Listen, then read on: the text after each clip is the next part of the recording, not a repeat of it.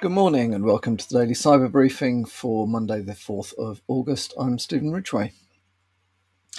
Not a particularly nasty weekend in Cyberland over the weekend, yeah.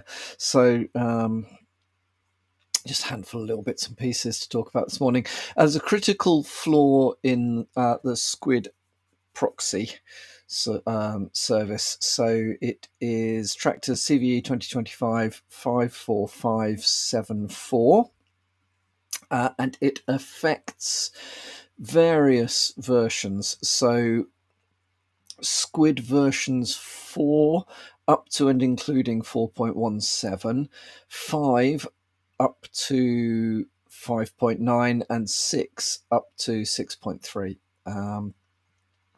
Recommendation is that you upgrade to version 6.4 at your earliest convenience. 6.4 contains, as they say in this article, comprehensive fixes for this vulnerability rather than slightly incomplete fixes, ineffective fixes. I'm not sure. Silly. Anyway, there we go. So if you're running Squid and you're running anything lower than 6.4, seriously consider upgrading as soon as possible. Not a great deal of indication that this is under active attack yet, but expect, as always, once it's hit the media, it will you will get a whole load of people just trying to attack it to see if they can, as well as the people who are actually trying to get you. It is possible that there is a 0-day that has been being used on SonicWall VPNs. The Akira Ransomware has been seen to be targeting SonicWall SSL VPNs for about 2 to 3 weeks. There's been an uptick. Does look like this particular attack may actually date back to October last year, with a smaller number of attacks going back that far. At the moment, it doesn't appear that this is recognised and that patches are on the way. So definitely worth having enhanced visibility of SonicWall VPN, SSL VPN devices. The workaround at the moment is turn off SSL VPNs whilst SonicWall and or researchers work out what's going on. And it does look like the 0-day does allow for compromise of SonicWall SSL VPNs, even with MFA, and devices that have been compromised and then recovered with rotated credentials have been subsequently re-compromised. So there is something going on here that we're not terribly aware of. If you're running SonicWall VPN devices, rely on SonicWall VPNs, especially SSL, or specifically SSL VPNs through SonicWall devices. Have a read of this, keep on top of this one. If we hear anything more about this, I will let you know. And then finally from me today, there is a new Linux backdoor plague, at least according to Security Affairs, where I found the article. It is down to malicious PAM modules being activated. PAM is the pluggable authentication module for Linux. It allows Linux administrators to use multiple authentication methods, fingerprints, passwords, MFA, OAuth, you name it. It is the glue between the device, apps running on the device, and an authentication provider of some kind.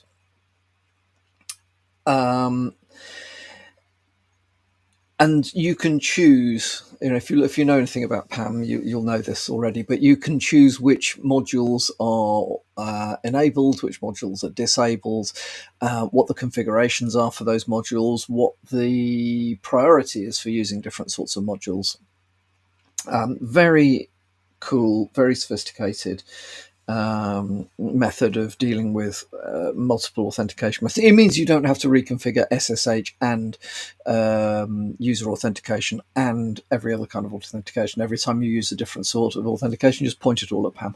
However, it does appear that there is a particular module that has been found which includes a sophisticated backdoor. It's been tracked as Plague.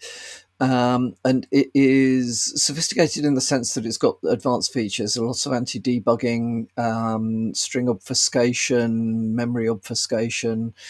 It includes its own set of static passwords for covert access.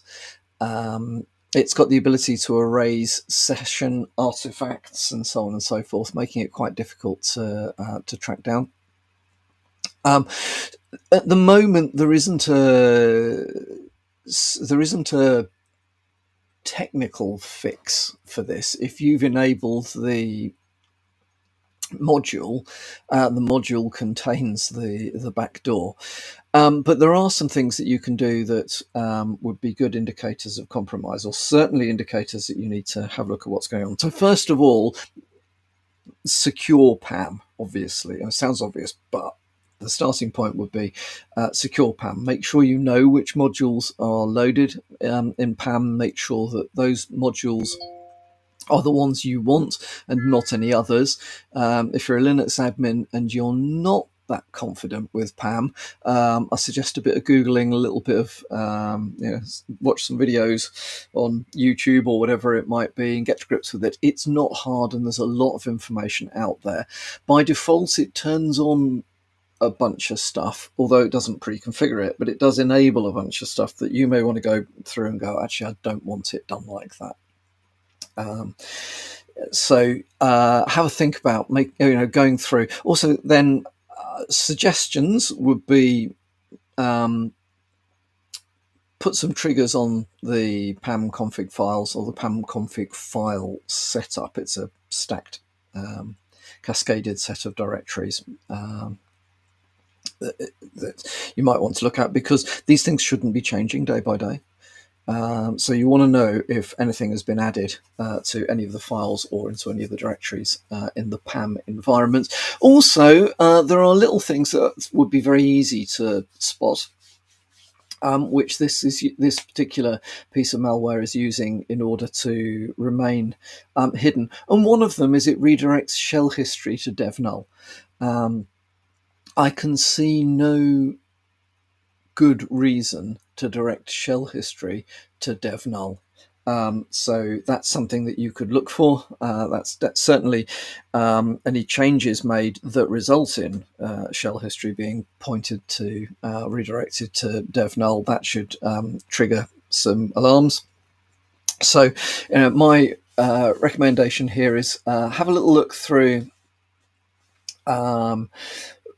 your visibility rules. Have a look at your seam rules or whatever other visibility tooling you're using, and get yourself some triggers for some alerts for these sorts of things. There's enough in there that although this is a particularly stealthy backdoor piece of malware, you may well be able to spot that it's there, even if you can't really get to grips with exactly what it's doing at any particular point. So definitely worth having a look. Okay, that's all from me for today. Hope you have a good start to the week, and I'll speak to you all again tomorrow morning.